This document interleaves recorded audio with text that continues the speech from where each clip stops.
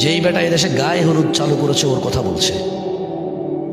1450 বছর আগে আল্লাহ নবী বলছে ওই বেটার কথা, যেই বেটা বলতেছে যে বিয়ের মধ্যে গান বাজনা বাজা দেবে, মলেকা বানুর বিয়া গো কি জানে পরে বিয়ের বাজনা বাজে। যেই বেটা বিয়ের মধ্যে চিন্তা করছে যে এরকম একটা জিনিস বাজানো দরকার, ওই বেটার কথা বলছে। যেই বেটা বলছে বিয়ের মধ্যে ছেলে পক্ষ মেয়ের বাড়িতে আসবে কুলা ধান হলিদ মরিচ নিয়া, যে বেড়ির বিয়ে করব ওই বেড়ি সহ ওই বেড়ির বোন যত আছে স্বাস্থ্য মামাতো আলাতো পাড়াতো চাচাতো খালাতো ফুফাতো সব বেড়িরে ওই যে বেটা বিয়ে করবো ওই বেটার বন্ধু বান্ধব মিলা হলুদ মেখে দিবে। ওর কথা বলছে যে এটা চালু করছে,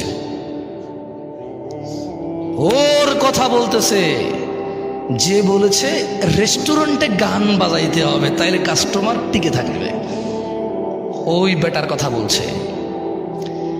যে বেটা বলেছে মুসলমানদের ঈদ, মুসলমানদের রোজা, মুসলমানদের আনন্দ, মুসলমানদের ত্যাগ তিতিক্ষার মাসে মুসলমানদেরকে জামা কাপড় কিনে দেওয়া, মানে জামা কাপড় বেচার ফোন দিতে সুপার শপ শোরুম খুলবে, বড় বড় শোরুম খুলে ওখানে গান বাজায় দেবে ইংরেজি আর কাপড় চোপড় বেচবে।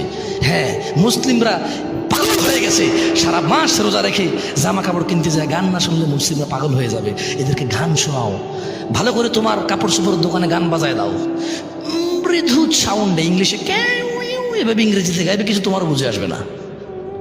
হ্যাঁ, যেই বেটা এই সিস্টেম চালু করেছে যে রেস্টুরেন্টে খাইতে যারা আসবে তাদেরকে গান শোনাইতে হবে, শোরুমে যারা কাপড় চোপড় কিনতে আসবে তাদেরকে গান শোনাইতে হবে, তাইলে বিজনেস মিয়া 100-এ 100 সফল। ওই বেটার কথা বলছে।